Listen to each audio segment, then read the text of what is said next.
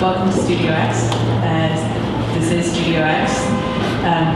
The one boring housekeeping thing I'll say is that should you find yourself needing to use the bathroom, there are keys for it just before you go out the doors, and then the bathrooms themselves are outdoor and to the left. So, Studio-X is an off-campus event space and workshop space that is run by the architecture department at Columbia University. Geoff and I are the co-directors. We do exciting events here, including tonight's. Coming up on October 30th, we have a faculty member, Kazis Varnelis, hosting Pedro Guadagno, who's the curator of contemporary architecture at MoMA. So that'll be a conversation happening here on the 30th. If you would like to hear about our events and you're not on our mailing list, you have the chance to sign up at the front there, which you should. But yeah, and tonight, I feel like it's standing up all of a sudden. So tonight we're super excited to have Robert Sullivan here with us, the author of several amazing books, some of which we're going to talk about tonight. In addition to being a contributing editor at Vogue for years and years, decades even, a freelance journalist whose work has appeared everywhere from The New Yorker to Runner's World, apparently, I missed that one.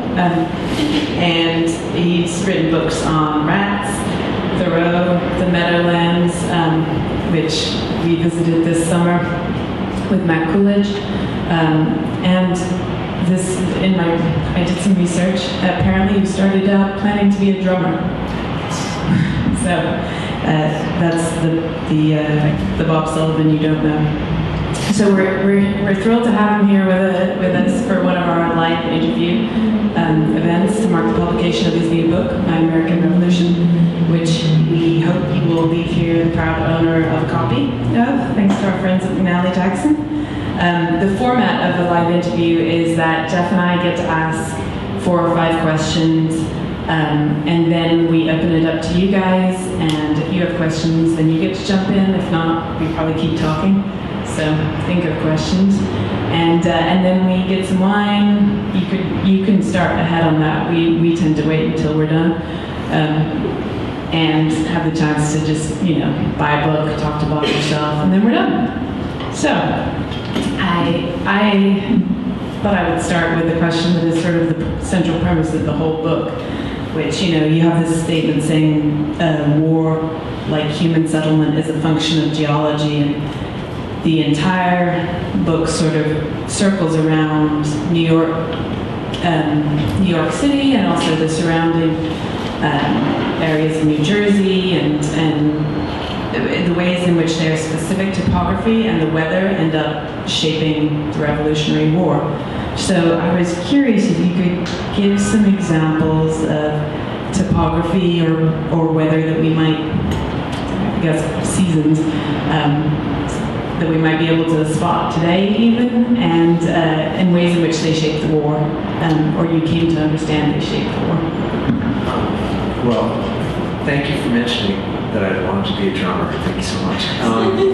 If I footage tapping all the time, you know why. Well, we have to work really quickly because we have a few seconds left in which to see the Watchung Mountains, which are, I guess, most evident out this front window, where you see the Hudson River, and you see the shore, and you see, maybe you can see in the middle of the hill, you see the first line, it's maybe the Palisades, and then beyond it, the Watchung Mountains, a sub-range of the Watchung Mountains. It could be Newark Mountain, I can't really tell from here, or first Watchung Mountain is a little farther down. You can see that out the next window.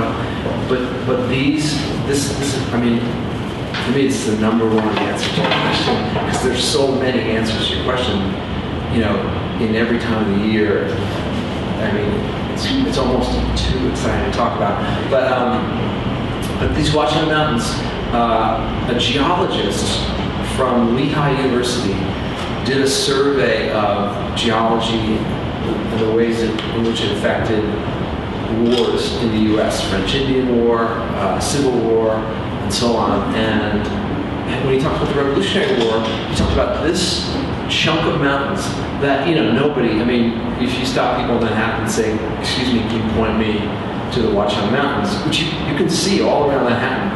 I mean, my wife is from Oregon, and I point in the morning to cross Atlantic Avenue in Brooklyn. I point to the Watchung Mountains, and she even says, "Yeah, those aren't mountains." But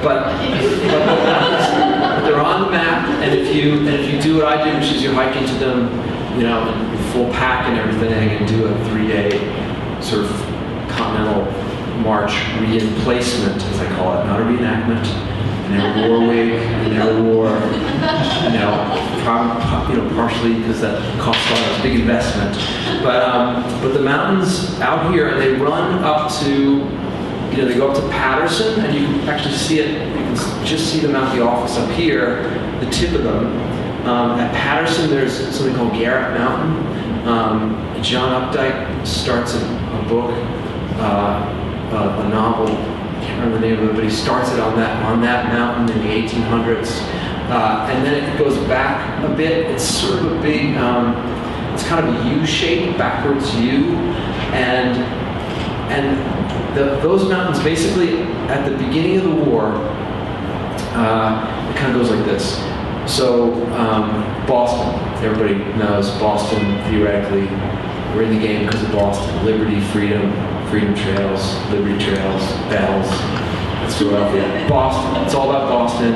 People from Virginia go to Boston. British fight the British. There's a siege. It's before the Declaration of Independence. But in the winter of 1776, I guess. Yes, winter, summer. The British leave and go to Halifax, and they gather up, and they come back with the largest invasion force up to D-Day. This fleet sails into the New York harbor, and you could see it from here. You'd see at the Narrows all the colonist diaries. Everybody talks about a forest of masts.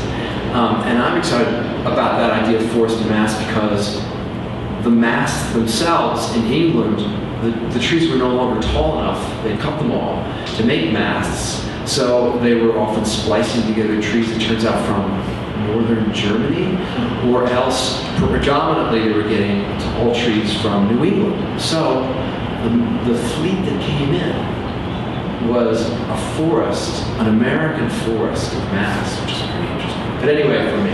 So they sail in, and we have this big battle of Brooklyn and Washington, and everybody makes these incredible battlements. A few of which might still be here, one uptown, and you can see definitely see where they were in Brooklyn to this day. But and they're ready to go, and the British will later say, "Great job on the battlements, guys, really good battlements." Except the British came around the back and they beat them, and they really kill them, and they're way outnumbered the Americans, and they retreat from Brooklyn over to Manhattan, and then they play around. And this on October 28th, the Battle of White Plains, and in the fall. Things go a little good, but mostly bad, and they're pretty much chased down from the George Washington Bridge. They run through Bergen County, and on the back roads and little towns, you see this sign that counties put up and say, "Retreat to victory," which is really a big tough spin. But anyway, they run down across the Delaware. They wait to cross. They will cross, and after they cross the Delaware, Washington decides not to try to win, but to not lose.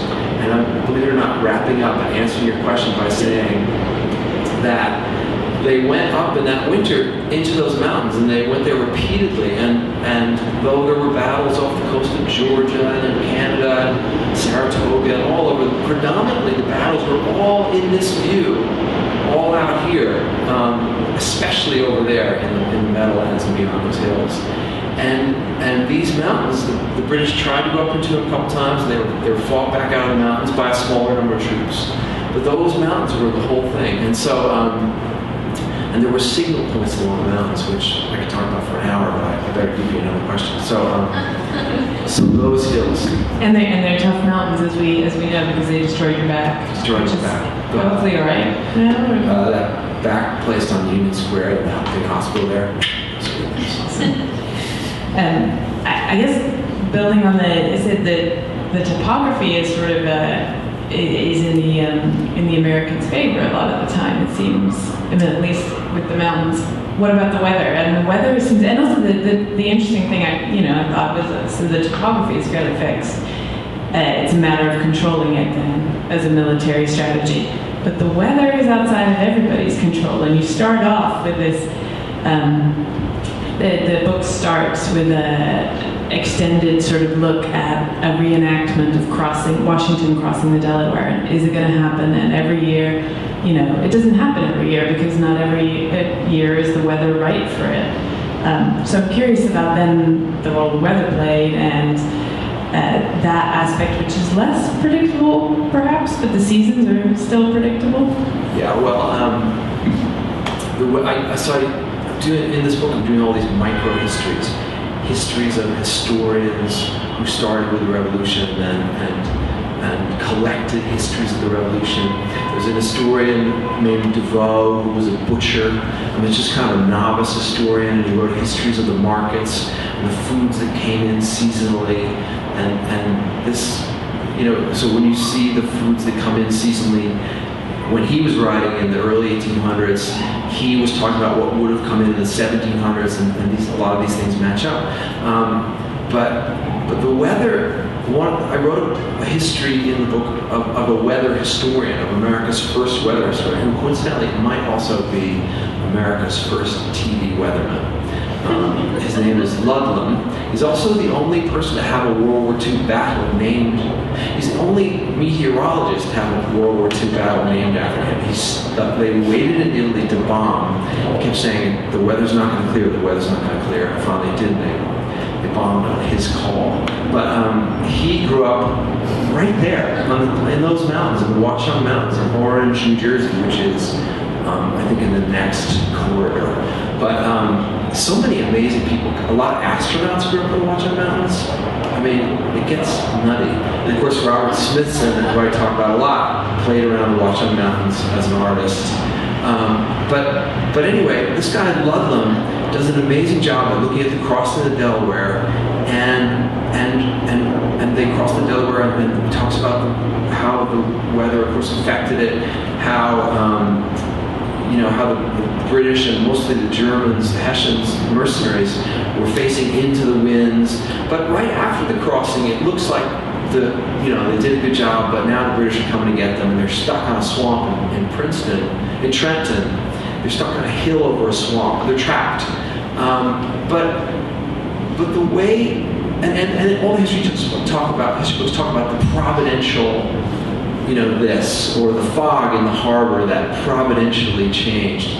But in the case of them being trapped on this hill, this watershed is right next to where a lot of the people from Pennsylvania and Virginia, the Chesapeake watershed, the weather's really similar, plus there were New Jersey militiamen. And everybody saw in the American journals, everybody talks about it was raining and snowy and wet, and then a really hard, the wind changed, it came in from X direction, and it got really, really cold.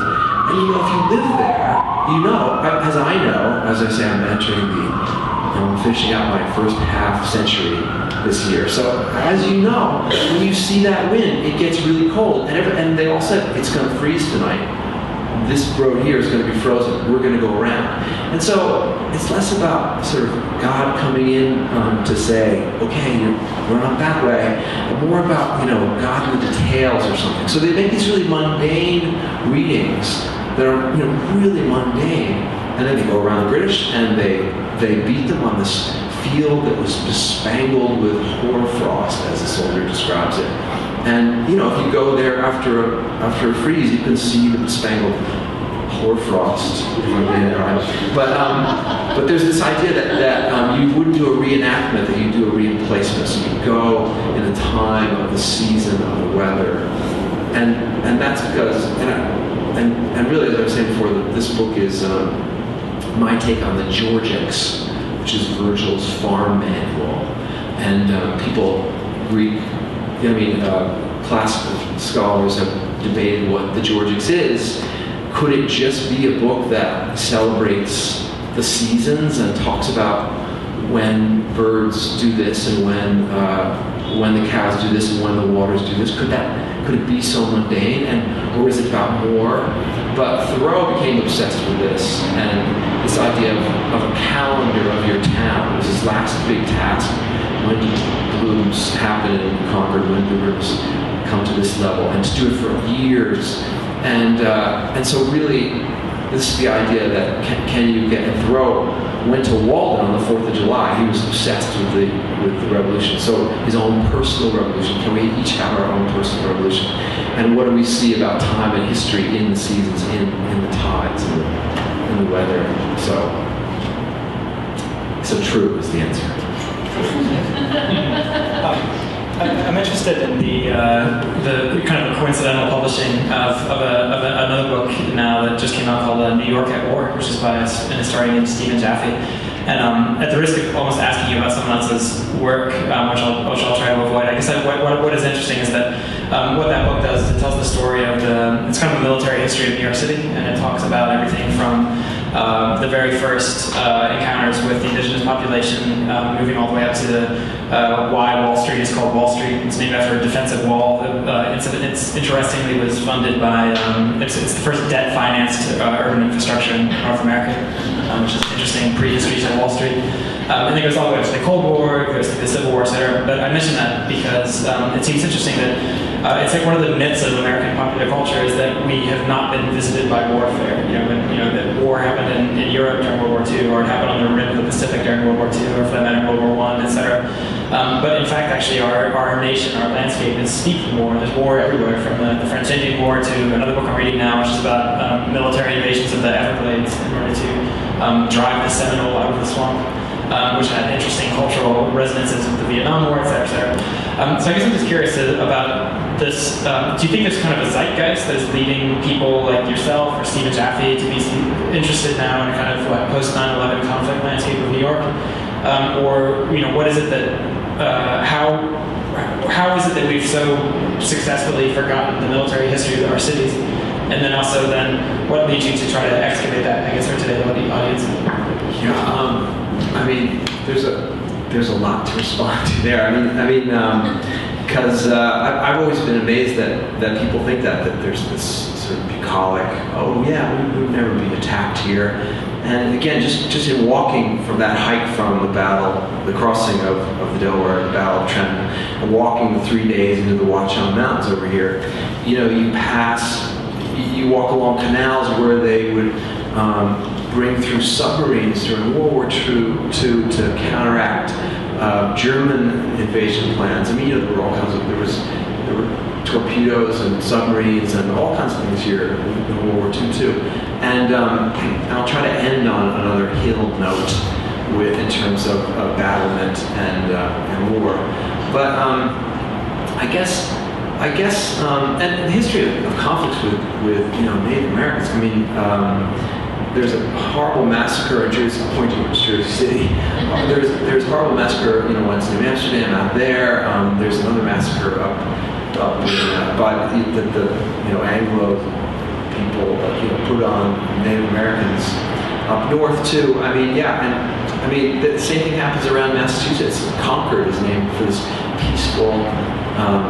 We have no problem with the Indians here, but that's because they killed them all in the previous, a recent conflict. But anyway, I think the thing that interests me as far as war and this area goes is, I've spent a lot of time with this book thinking about the water and looking at the British fleet maneuvering this one brilliant maneuver through the East River through Hell Gate, when there were a lot more islands there, and the idea of bringing a whole fleet through there, military people today can't imagine it being done, how delicate a thing it was, and no one was lost. And likewise, all the small boats really impressed the British that the entire American Army evacuated overnight from Brooklyn to Manhattan. A guy from Massachusetts had said weeks before, why don't we just get all the little boats in the harbor on the Brooklyn side? Let's just do it.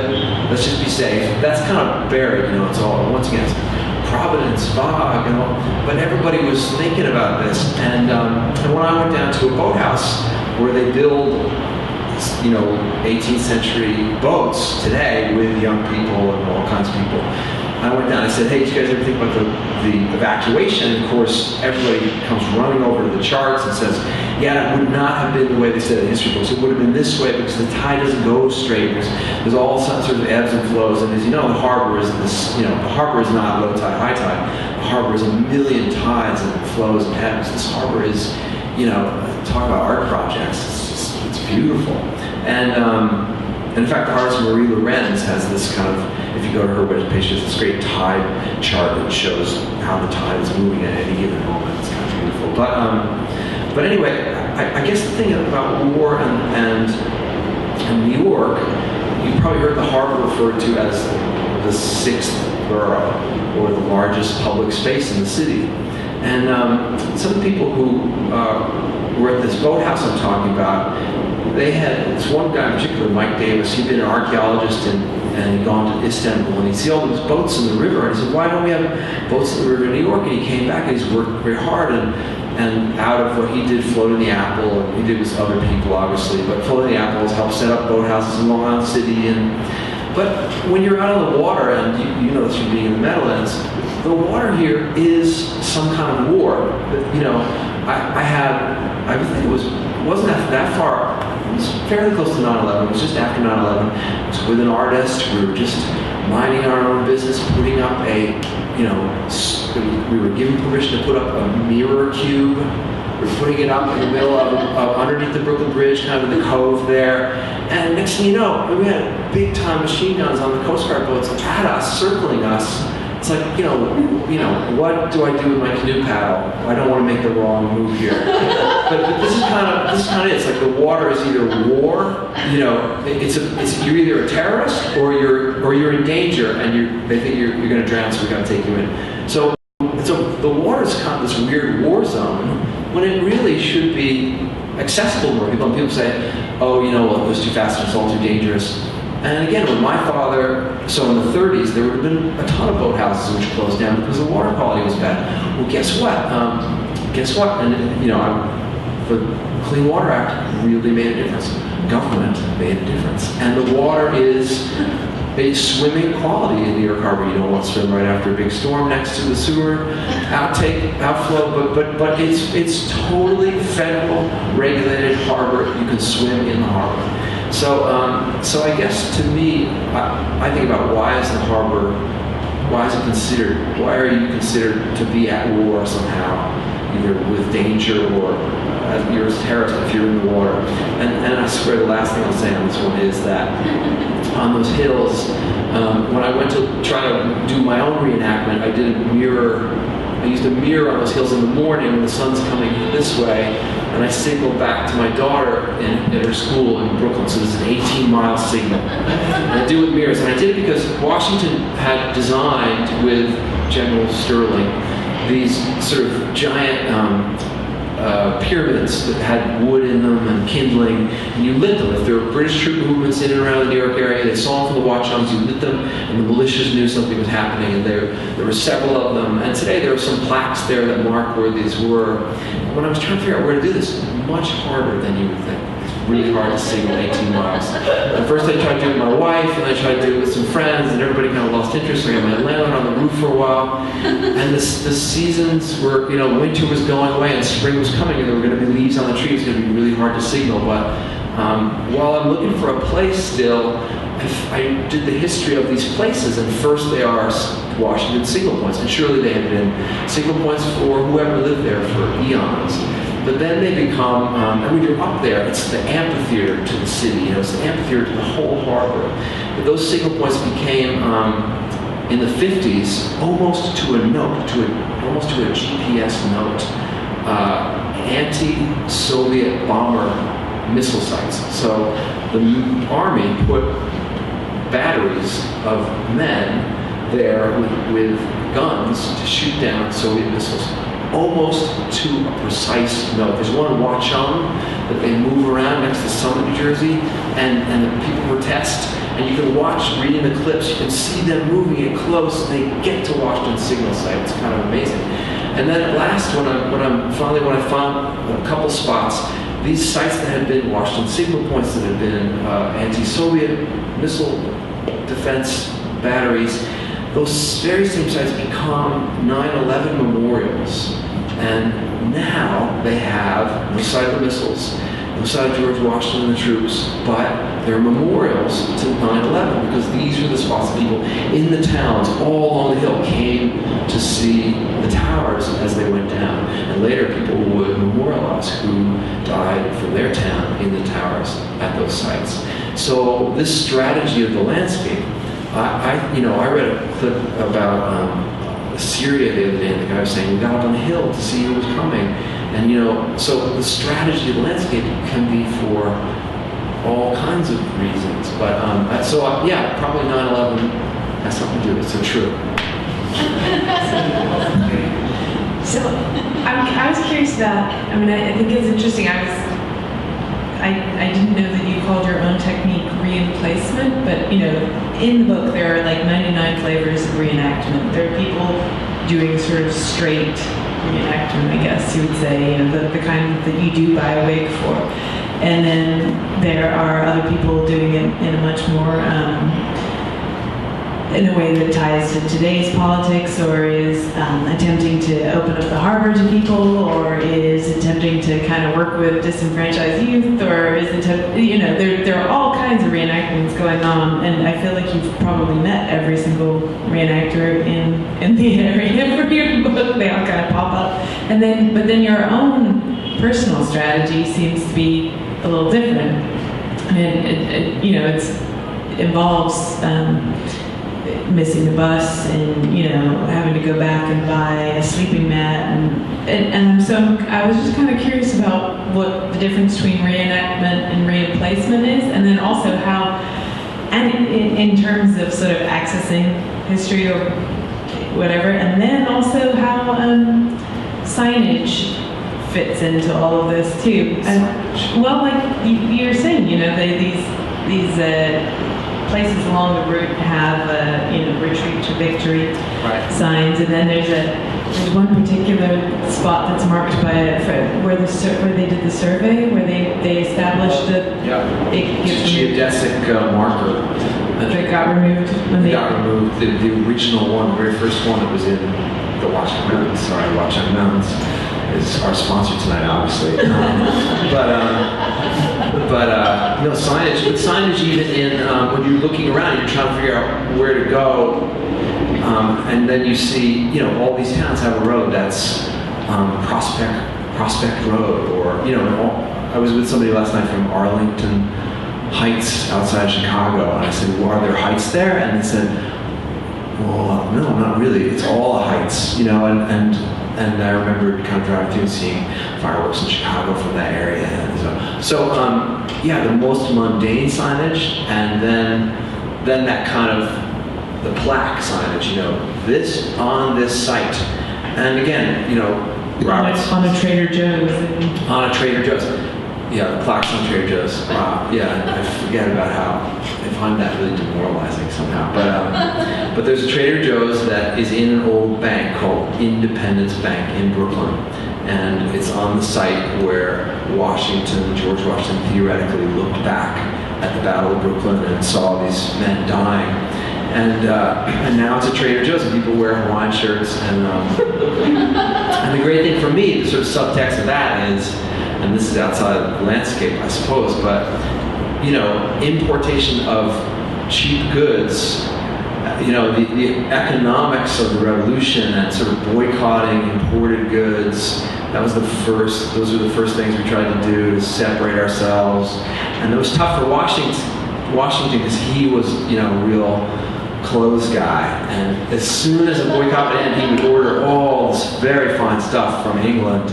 And he was really good at, to his strategic credit, and I think Washington is really interesting, but for a lot of other reasons, like there's a new biography of him, and I would take all the stuff in that biography, but I would just look at it kind of sideways way. But he always wore a cape. He always got out of his carriage and into a white horse when he came into a town. And when he came to the crossing of the Delaware, he asked everybody to clear away, and he walked up to the river, and I looked at the river. Was that a reenactment? But yeah, so there are all kinds of reenactments. There's dressing up and doing something at a site. And I once was writing about Lewis and Clark, and at the centennial of Lewis and Clark crossing, or whatever the anniversary was, and Lewis and Clark actually broke up. Two men reenacting that broke up. Clark was related to Clark. He came out of the Civil War reenactment community, and Lewis, very different kind of guy, he came out of the French and Indian War reenactment community. And the Civil War reenactment community, the way they do it is, their attention to detail, admirably intricate attention to detail. And the French and Indian War guys, they're more likely to say, forget the clothes, we got to go through that swamp and through the ice on that river the way they did in the French and Indian War up near Pittsburgh in 1760, or right, it's the year 4050s. So one's a landscape approach and one's not a landscape approach. But anyway, so they broke up on the cross, but they got back together at the end. I'm happy. As far as I know, I think that Lewis called me to tell me that. So anyway, yeah, mine is trying to say, well, what if you take away all this stuff and you just get into a very personal meditation on space, and again, you decide that in a way time isn't there. Time is the time that is the time in every year. And then you replace yourself into that place and that space and that time. And it's really hokey and kind of dumb. But at the same time, 2 nights ago, there was the crescent moon, maybe 4 nights ago, crescent moon and maybe Venus next to it at dawn, just at dawn in the, eastern sky. And you could stand there and say this very kind of hokey thing. Wow, if I was from the Connecticut Regiment, and I was in the New York area, which I would have been in 1776, and I looked up at the sky, I likely would have seen that. And that's a connection. Just like a plaque says, on this site, which means nothing, it can mean everything. And then, of course, there's the very interesting stuff where the plaques don't line up, and what does that mean? And trees that are identified as important trees, and probably they don't relate to the details mentioned, but they're nonetheless extremely important to a community. The Mercer Oak, where General Mercer is said to have died, but did not die, most likely. It was a beautiful tree, and it just died about 5 years ago, and everybody in town died. And the town historian who worked hard to keep this oak alive, he died in the same week as the Mercer Oak. So there's a beauty to that. But for me, this has a lot to do with how art relates to, how we think about history. And so when I draw at the beginning of the book, it turns out I'm ripping off Benton Mackay. I forgot about Benton Mackay. You probably know he was an amazing planner, and he wrote a book that's pretty wacky, but it starts at the top of the Empire State Building.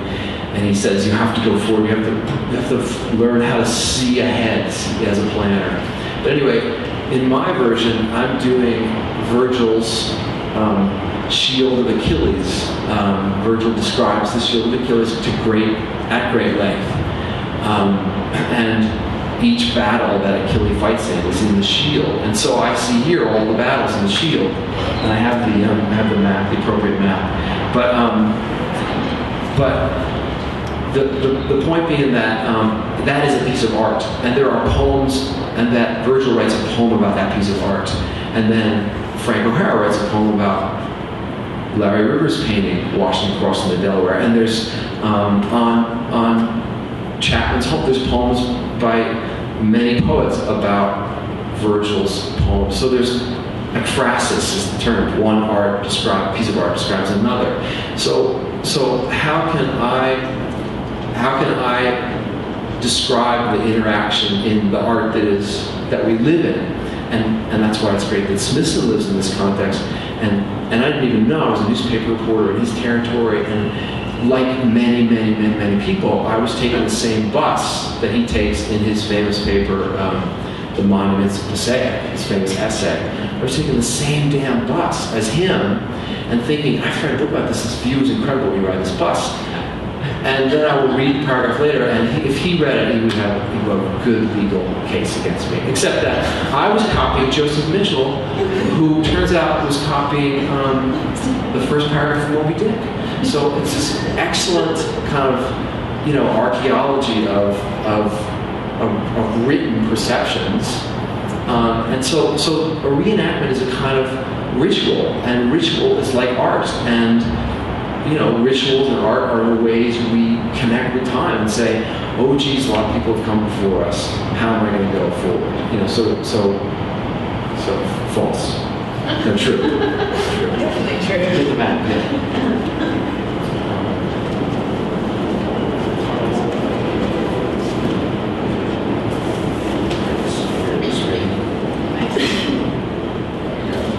This is the famous. The only other people who bring files to Studio-X are former FBI agents. Are they?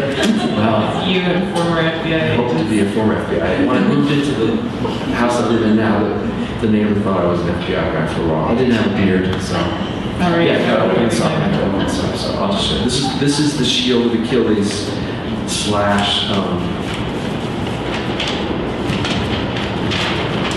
This is Hagstrom's 75-mile radius map. It has a red dot in the middle of Times Square. So if you, sorry, we just walked you out of it. So if you want to hold it, and I won't have to. Yeah, there you go. So then we'll be in the picture, and for everyone to see you, and I can be hidden. So there's a red dot in the middle of it, and after 9/11, I thought, gee, should I get rid of this map? This does not look good. You have it's like a zero dot in Times Square, red dot. But this is the whole war. The whole war is mostly fought here. And what I love, if I can say one more thing, then I'll stop talking about this. So if you were a spy, say you're a spy in the Revolutionary War, or an FBI agent in the Revolutionary War. So you're in Brooklyn. No, Washington's in here in the Washoe Mountains. Then Washington's over here, and thank you. Then polite distance. Washington's over here, and he wants information from Manhattan. And so a spy will have to get, like Nathan Hale, who did not do a good job as a spy, will have to get the information to a farmer in Brooklyn. The farms are in Brooklyn. Another reason that the British set in here because they knew they could feed their army with the Dutch farms in Brooklyn. So the farmer will run the information out. You're holding this off. I should hurry. Run the information out here to the coast, where it will be taken by whale ships. There's whale ships all in here, little whale boats actually, running in and out of the harbor. The Americans will use them to try to capture any British officer they can find. They trade for American officers off the prison ships in Wallabout Bay at Brooklyn Navy Yard. And so then you get on the whale ship, you get over here to Connecticut. Then you run it up, basically you take the interstate. You take this interstate, which will be built in 300 years or whatever. You take this interstate across, and you get into the highlands. And if this were a terrain map, this is the highlands, which is the great, they are the watershed for much of New Jersey, and they're being fought over, and Governor Christie wants to open them to development, but they're strategic natural resources. And then you come down these paths, and mind you, Washington was over here because he could get ores out of there, and ore for weaponry, and there were forges, and there was water from the hills that supplied energy, and so on and so forth. And then basically they came down the mountains to the Washoe Mountains, and that's how information traveled.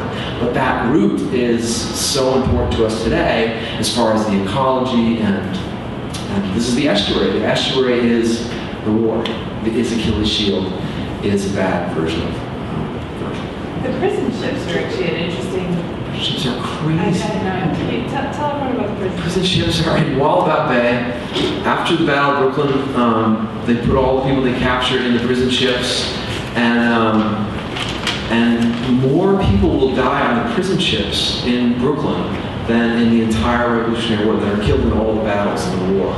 And as I say, they traded you off if you had a connection, or you could buy your way off. But if you were one of the many foreign sailors who were captured, or if you were an African American soldier, or just someone African American or not who lived in Queens, for instance, and didn't tip your hat to a British officer, then you were on the boat, and if you couldn't get off, you died there. And all of these bones, and it's described throughout the war by people, and Washington was constantly saying, you have to do something that is inhumane, and he got nothing from them. You can't just put prisoners in a holding tank and not, I mean, there's certainly, echoes throughout history, but so he was really, really upset about this. Anyway, after the war, there were some people survived, amazingly, but mostly it was bones. And these bones just sat there. And there was very quickly a monument made for Washington. In fact, within weeks of the Declaration of Independence, people are not only naming their children George, but they're naming Mount Washington in the Bronx, or in Upper Manhattan, in weeks, is called Mount Washington. Towns are named immediately for this new George that we replaced the old George with. But the prison ship, so people quickly build, the businessmen on Wall Street chip in and build the statue of Washington that we know well on Wall Street today. But there is no monument for the prison ship martyrs. People are incensed about this. In fact, the bones and the ships are there until well into the 1800s. And Whitman writes editorial after editorial saying we have to do something.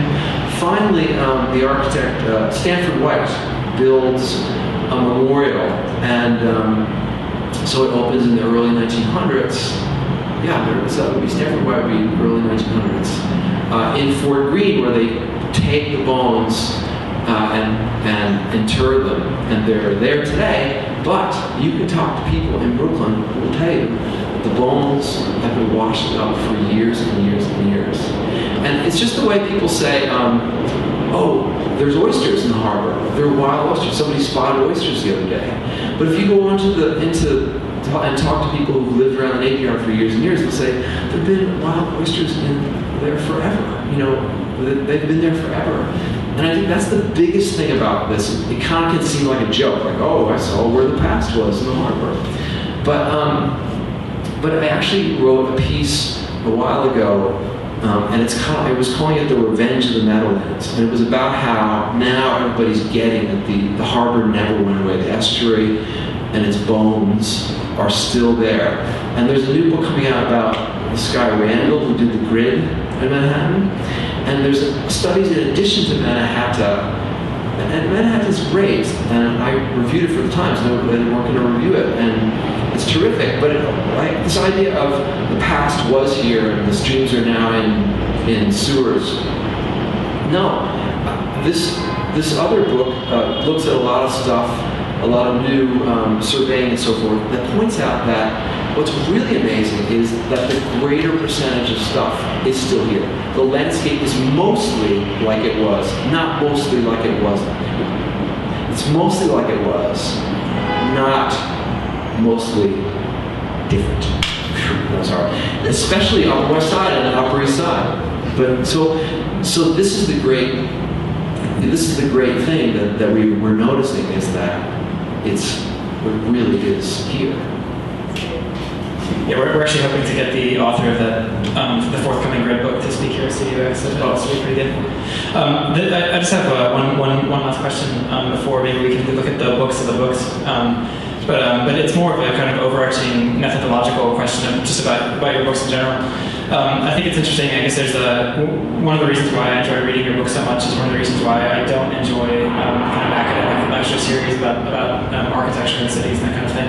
And the reason why is that I feel that you, in particular, you have a kind of journalistic interest in what I would guess I'd call like minor figures in their environment. So you speak to people like mosquito abatement professionals, or to, for that matter, detectives in the Meadowlands, or to rat pest control specialists, or to submarine captains, to boat shipmen, etc. Whereas when you go to, say, Columbia, and you go to an architecture lecture, you hear from architects, or you might hear from someone who, vaguely had some, academic book that they wrote that quoted a couple architects, etc. But I guess I'm just curious about these sort of minor figures that have a very interesting, very hands-on, or very boots on the ground relationship to the city. They actually go into the old sewers, they go into the Meadowlands, and they sort of know how the city operates. So I guess I'm curious about one, that idea that there's this kind of minor knowledge of the city that in fact is how the city functions. But then also, I guess I'm just curious about getting those types of people to be interested in you writing about them. So that's where it gets a little bit into method, because you could easily see a rat catcher not wanting to be written about, because what are you going to say? Are you going to say that I use too many, poisons, that I'm destroying the neighborhood, or, I'm a detective, are you trying to write an expose about police brutality or something? So I guess I'm just curious how you as a writer get past the reluctance that someone who is not a public figure might have. So that's kind of two questions in one. Well, I'll go to any lecture. I like all lectures. So you're really nice to say. I know I overdo it when I write, but usually I'm breathing the fumes of the Meadowlands. I'm reading Whitman over and over, and also in the Meadowlands so many years ago, nobody was over there except the people who were there. I love when you go to the water side in New York, and now it's all beautiful private public park. And I tried to dock a boat in Brooklyn Bridge Park, but they said, no, you can't dock here, it's dock there. I said, why can't you here? Because it's private public. And they said, water,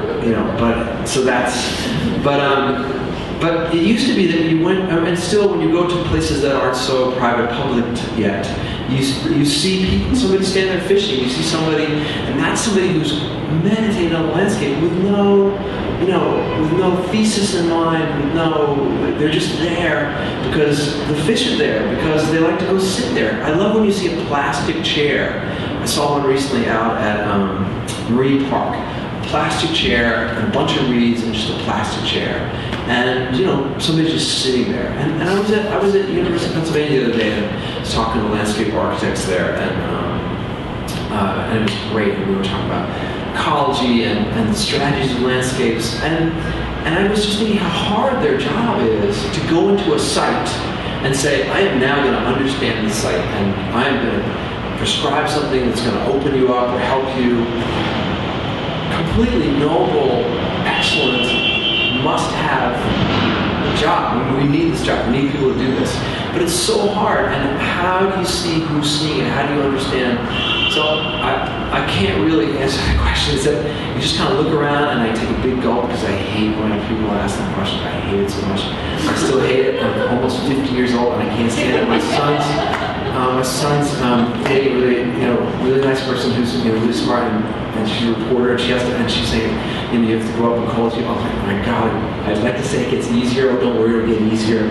It's so hard, and I don't want to bother anybody. I'd rather just drive around and look at plastic chairs. But my father was the guy who went into the hardware store, and we talked to Mr. Lenahan and his sons, and he wouldn't come out of the hardware store. He'd just keep talking to Mr. Lenahan. They'd trade stories and trading stories. Just about anything gets you the stuff. So the dumbest stories. Where can I get a good sandwich around here? Is a seemingly nothing question. But when somebody tells you why you take this road and not that road, that's a clue. That's a hint. That's really real. It's really something. And I even have a theory about the Watchums and a particular kind of deli sandwich that appears to only exist. It just dawned on me in the last 5 years. It only exists in the Watchums. But I think that this light touch, and that goes into the idea that we don't have to take every bit of the shoreline or landscape and make it into something or prescribe something for it. And the carousel down underneath the Brooklyn Bridge, I love kids. I love carousels. I mean, they did an amazing job with the carousel. The carousel is amazing. But could we just have had that place just to look at the water, just to be there? Do we have to have a giant glass building that's beautiful, it's great, it's all so great, everything's really great. But the space is so great, and what was wrong with that being a space? And but on technique, I think you just go to people without a thesis really, and you just say what interests you about the space. And then how do you convince somebody that you're going to write about them? Well, most people I meet, I don't write about. I really don't. And I talk to people all the time. I ask them too many questions. And with the exterminators, I kept saying, I kept asking people where we're going to go, and I kept talking to exterminators. And then finally, a couple guys, we kept talking, we hit it off, and I said, would you mind if I write some stuff? And they said, yeah, and then I started writing about it. And I'll say that there's an early edition of one of Joseph Mitchell's collections. Somebody said that he was writing about the little people, so they said this to him, and he wrote in his next collection, he said, these people are no littler than me or you, whoever you are. And the implication to my mind being that no one's little and no one's big, and so it's the same with ideas, and the landscape gets us to this really, primal. I mean, my mother talks about my father taking her to the hills to look out on Long Island to see the mountains. So I finally figured out that means he took her to this park. What is it? It's an amazing forest over there on the Grand Central. Forest, not next to Forest Park. It's the Valley. It's a giant park in the city in Queens. It's next to Creedmoor. It's near Flushing Meadows, near Creedmoor. Alley Pond Park. The alley named for the alley that goes down to Flushing Bay. Theoretically, they say that Washington came through the alley on the way to the boat. But anyway, my father must have taken her to that park in Queens on the glacial moraine, which is 100 feet high, nothing, and looked out towards Long Island. I mean, you can do this today. It's beautiful. You see Jamaica Bay. It's a vista, and that they always talked about that. That was their dating, and they showed her the mountains. There were no mountains, and but that's a primal remembrance. So, and of course, that moraine figures into the whole military strategy as well. War, marriage, it's sometimes the same thing. So methodology-wise, I just have it's time for show and tell. Bob had the misfortune of coming across me in the Meadowlands after I hadn't showered for practically a week at that point. This gentleman, and while we were out there, he showed us the book he had made while he was writing the Meadowlands book you could buy. And so I was just very taken with this idea of, the book you make of the book. So exciting. Oh, that's the book of the book. I made the book into an almanac. And almanac is this great word. And my wife made all these, she spent a couple years making me all these kind of quilt things, and we got way into almanac at home, and she made one quilt with all these numbers and almanac-y numbers. But almanac is a word that the origin is not sure. Arabic word, time, fate is in there, and that's possible meaning. So it's really good. Oh, by the way, here is I have one from the World Trade Center, but it's too delicate to take out. But here's the top of the rock, and this could say whatever. These little captions could say whatever you wanted them to say. They could say, first time I, went out in a boat and had a problem, or the place I bought that sandwich that you can only buy, or it could say, what do these say? It says Goldman Sachs Tower, Jersey City. So you could go either way. So. How do you want to show these? That's the one. And here's a picture from the Meadowlands.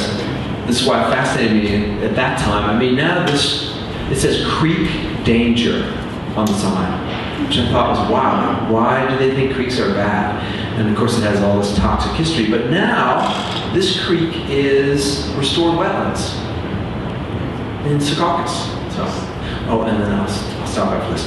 This is the boot that this guy got to know, Leo, in the Meadowlands. He was in his 80s then, I think he's over 90s now. But he built these boots and he put them into milk crates and compound buckets, and then he could walk in the most disgusting marshy areas in the Meadowlands.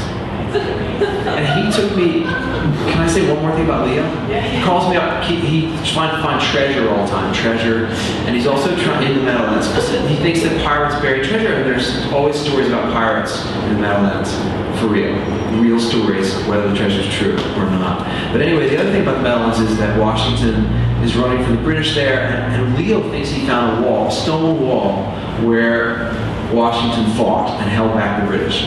And one day he calls me up, and I realized that I'm going out to Memorial Day, and he had been in World War II. He repaired planes in England during World War II. And Leo's in his, at this point, 90-ish, and but he still, carries the canoe. He built a little rig, and he can walk it down. It's on wheels, and goes canoeing. And I say, yeah, I'll come see the wall. Okay, fine. Please call me. Write me letters. Fine. I say, okay, I'll come see the wall. And so I come see the wall, and it's not clear. I don't know. It could be the wall, but it's kind of cool. And I'm with my son. I think he was about 10 at the time. And at the end of the day, it's Memorial Day, and Leo says, hey, can we stop at one more place? Sure, we can stop at one more place. And he brings us to the cemetery in Kearney or North Arlington. I guess it was North Arlington. We go to the center of the cemetery where all the war dead are buried. And there's Revolutionary War graves there, 1812. I don't think there are many, but there's Civil War graves there. And he calls Sam, or my son, over to the center of the gravestones, in the center of the circle. And he calls him over, and then he shakes his hand. And we said, what's that all about? And he said, when I was a little kid, they called me over. I was the youngest boy in town, or one of the youngest boys in town, and they called me over. The oldest veteran in town shook my hand. And so it's Memorial Day. I thought I'd shake his hand. And that's it. And he shook his hand, and it's like, it's to the past. So it's kind of cool. When in the process of writing your book do you make the post book, or the book of the book? Is it a post? It's I actually make a map usually first before I start writing. I think I have a map, and then here's a map. This is the map of this book. Nice. And then I make a book of the book towards the end so that I know what I'm supposed to be saying. But as you can tell with this book, I really don't have too much to say, so I didn't work. I didn't synthesize. Now I can synthesize. Yeah, I think as we're going through this, if there are questions in the audience, you guys have been very patient so far, so if there's anything that you want to know, feel free to raise your hand or just go ahead and ask. On the show and tell, did you bring any pictures from your Meadowlands book of the Penn Station, sort of detritus, or whatever you want to call it? As a matter of fact, I have, so when we found Penn Station, we thought, well, yeah, this is big. We're going to be famous. We didn't really think that. We thought that amongst our friends we'd be famous. And actually, come think we were the only two people who cared. But my friend Dave from high school, Dave is related to Meriwether Lewis.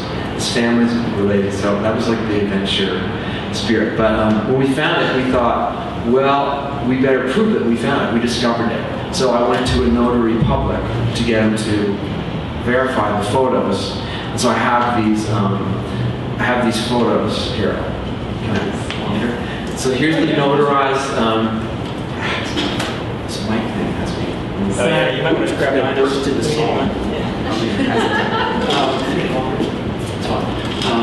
So the notary public notarized this picture of us with the ruins of the Meadowlands, and then I was saying before we started that, I also held the front page of the Jersey City Journal up because we had this idea that kidnappers do this.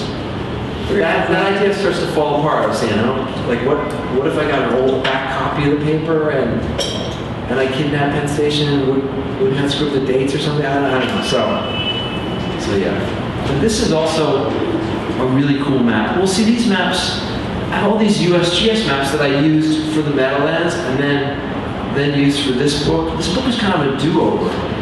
And then this is a great map from, I was just always amazed by this map, from PATH, Port Authority. And it's actually, this is the start of it, and this is the finish of it. Wow, nice. And this is actually almost exactly the path of light when we signaled. You know, this goes from the Watchungs to pretty much, yeah, like almost, I mean, this includes, amazingly, this includes the light path. So this is the path, not Port Authority Trans-Hudson path, but the path of light path, which is also excellent. Nice. Any other? So you talked about place, but you talked about distance. I mean, I know back then going 100 miles was huge, and now we can do it in an hour. Well, so that was a big thing for, you know, so the way the book goes, I'm sorry to tell you this, is, you know, opening, shield, and then look at a reenactment, river, and then cross through the mountains, and then the last 4 sections are the seasons, the 4 seasons. And now time is gone, and I'm just like all crazy references are one, and in the seasonal moment. But that long walk, yeah, it's 3 days. You know, I mean, I took the train down there in what, half an hour, you know, but walking and reenactment and ritual, you know, those things all are, you know, really related, and that distance, that when I went to write the book, thinking about that meditation that the distance offers, you know, that's why that became the kind of the entryway into this almanac. In the narrative of the book, the long walk takes you to another place. And I also camped the first night in the backyard of a friend who's a poet, and he gave me this book that had a lot to do with poetry and time and mythology and looking for places where times connect and worlds divide. And you know, after you read a book that talks about you know, traditional mentions of, you know, what kind of animal, a dog, for instance, references this point in a threshold. And then I end up camping with dogs, and then you know, geese represent this, and then there are all these geese that are standing at the light with me when I'm trying to cross the on-ramp to the interstate, and so all these things start to matter when you're thinking back on it. But though that time, the time in that distance was in this thing that I made. That was the way that I left time. So distance, the time that distance gave me meant that I could travel, that the distance between now and the past was gone. What is that? So true. It's just the true false. Does that make any sense at all? Not really. I mean, distance. But the thing is, in the harbor, so Washington rose from Elizabeth to Wall Street. And people did it in 1932 and 1939. They used a motor, but and I did it with a motor. But you know, that distance is still, it's big, but it's doable. You know what I mean? And I also like that on September 11th, Ben Franklin, John Adams, and Benjamin Talmadge, I think, who later became a spy, I'm pretty sure, the 3 of them were rowed out to Staten Island to Conference House. Anybody ever been to Conference House Park? They were trying, this was after the Battle of Brooklyn? Yeah, they were trying to arrange a peace treaty. At last, they were trying to stop it, but the British would refer to Washington as general, and so it all kind of fell apart. But why do you ask distance? I mean, what? Well, the thing is that now, I mean, part of that I read a book on about Hamilton, and basically he killed himself going to Albany over 3 days. Because it was such a tough trip. It's such a hard, and now we like, I have a meeting in Albany, I'm going to go up there and come back, and I'll see you for dinner. Well, that is exactly why I walked from, because I saw the map and I thought, after they crossed the Delaware, then they went to Morristown. Well, how the hell do you walk an army from? Is that a hassle? And I thought, I'll go see it. And then the great thing is, you know, I said, and why did they go left there? Why didn't they just go there? It's obviously easier to follow the river and go. Well, and then I was running out of time, and I went up the river, and then it's completely evident to you why they went left, because you won't go to the back doctor, you know, spinal therapy if you go left, because it becomes, even in 2000 and whatever in New Jersey, it becomes completely obvious as to why the Army would go left here. And additionally, the history of this particular spy in the area has indicated. I go into this whole story of the spy, whether it's real or not, and his information. And it turns out he walked the same path as the Continental Army would eventually. And so, but yeah, no, that was that. So yeah, that really simple reason is why I said, I'm going to put it back. Can you walk 3 days in the winter at the same time of year? What's that like? So, yeah, it's cool. Why did you choose to signal at the end? Like, when did you start realizing you needed to signal? Well, I thought, I thought I needed to do something. It just felt like, oh, people are going to say, well, why didn't you reenact something? What is all this personal meditation stuff? And, or shut up and do something.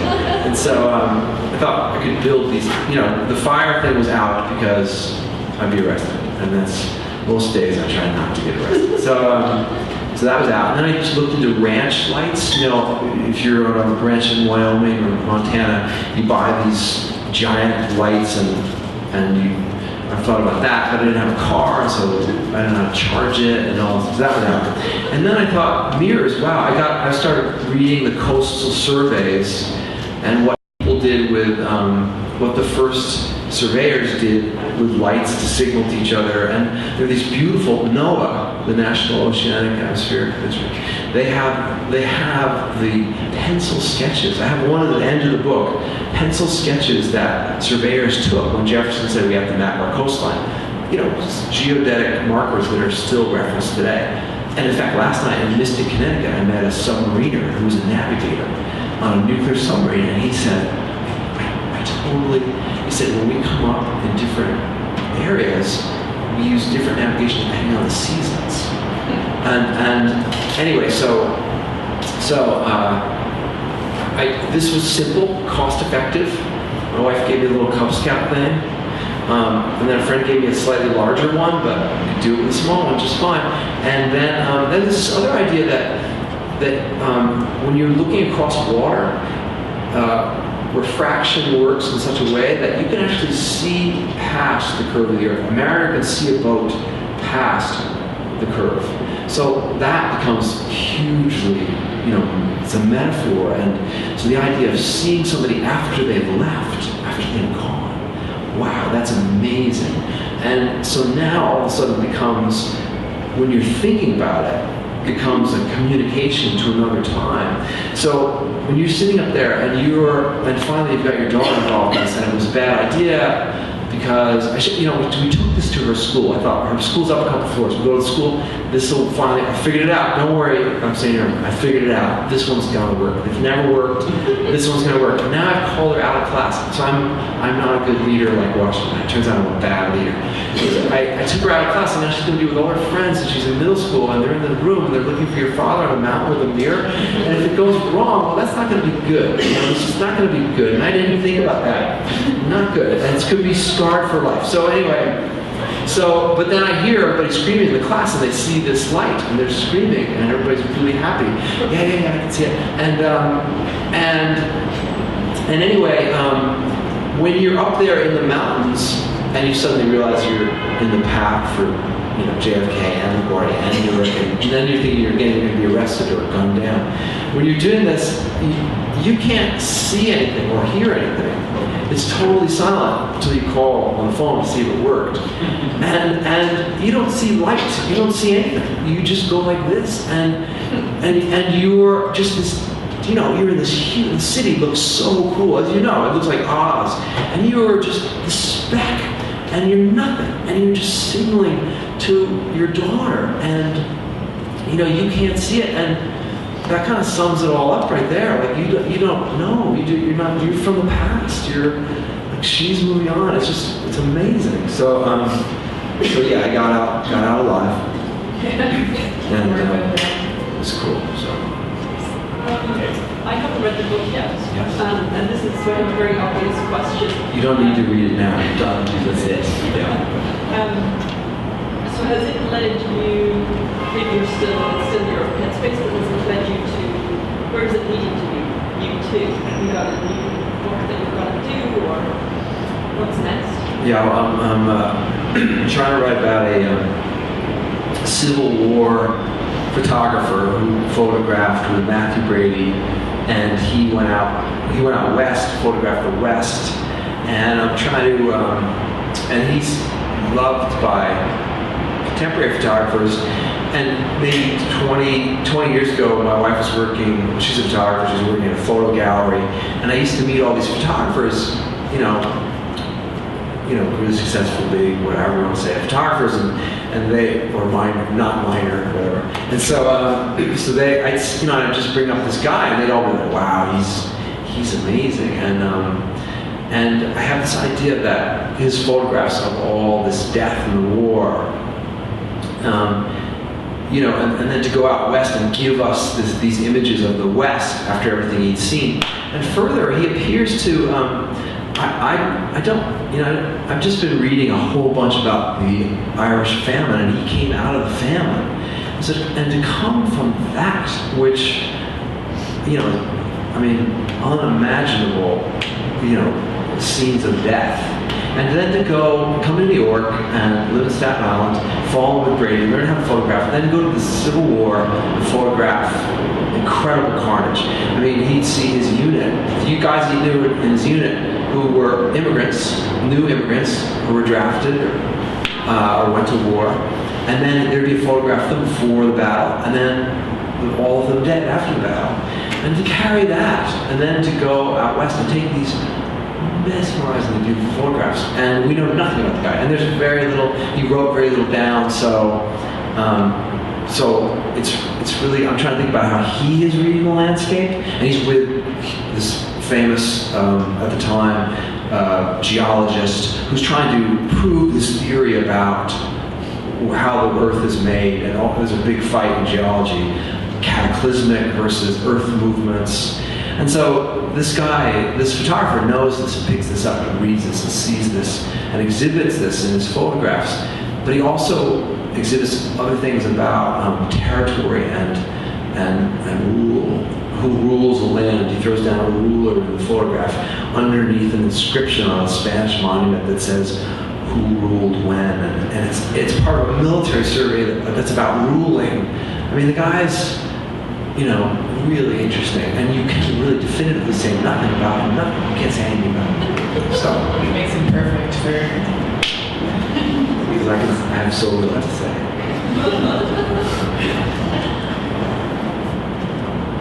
Right, go ahead. Oh yeah. Just an anecdotal question. You mentioned that I'm assuming it's a New Jersey Transit bus you take over with some mirrors with monuments to it. Yeah. What becomes the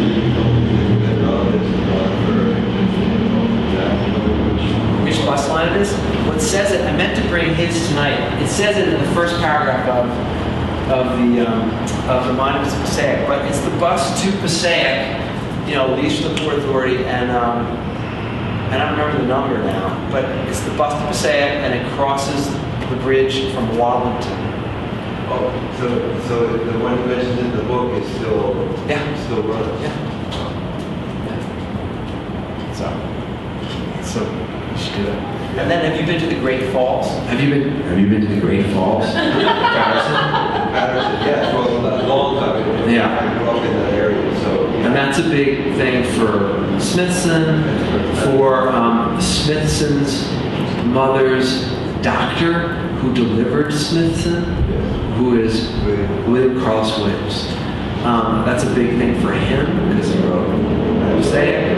And that's also a big thing for a guy I covered as a young reporter, Mayor Frank X. Graves, the mayor of Patterson, who famously arrested Allen Ginsberg for smoking pot somewhere around the falls. And Ginsberg, of course, was helped early on, touted by William Carlos Williams. So I'm part of the circle because I used to go to Frank Graves' office every day. And I'd say, "What's going on, Mayor?" And he'd say, "What do you care?" It was great. He was a nasty old guy. And one time, somebody in the town administration, in the mayor's office, was trying to commit suicide. They were really depressed, and they walked out on the ledge at the mayor's complex, the building.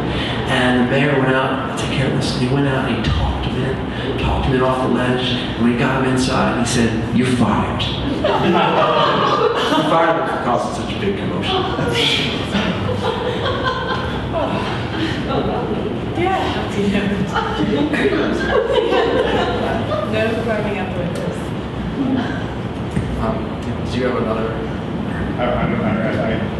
So minor. I was abandoned island. There were these things in the water that Washington, and then they didn't work, and it seemed like I didn't really understand them, and I just didn't know if they factored into your. The things to stop the British boats. Very ineffective, at least according to the Banner. Yeah, they're Banner up the river, up the Hudson, and they call it chevet de frise, something like that in French.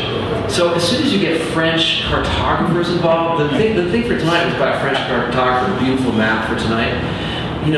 As soon as you get French, war starts to become very, it's called chevet de frise. For an American hearing that French phrase, and they build these beautiful triangular things with spikes in them, and they submerge them, and when boats come along, British boats come along, theoretically they hit them and they sink, or they can't get through. I talk about those a little because who is the woman who sewed the flag? Everybody knows her. Betsy Ross.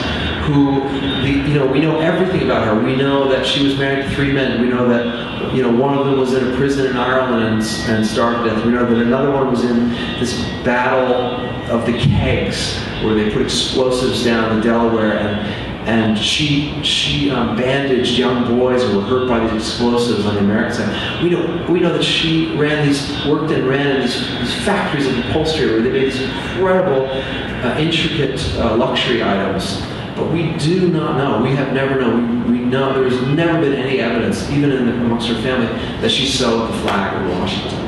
And so the flag is a matter of production, and the story of her is about women working in production and doing things that make a kind of production. But everybody remembers the flag. But she's involved in that she bandages people who are hurt while they're trying to do those things. But other than that, and I talk about those things a little in there, but people, outside the book, people have taken me to places.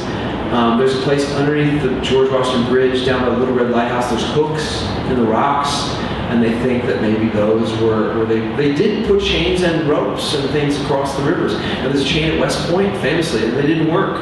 But they might have worked, I don't know. And there's also, people think that the last Earth-made monument, the last Earth battlement, the Earth was formed and they made a thing, and that's up in the park underneath the George Washington Bridge on the Manhattan side.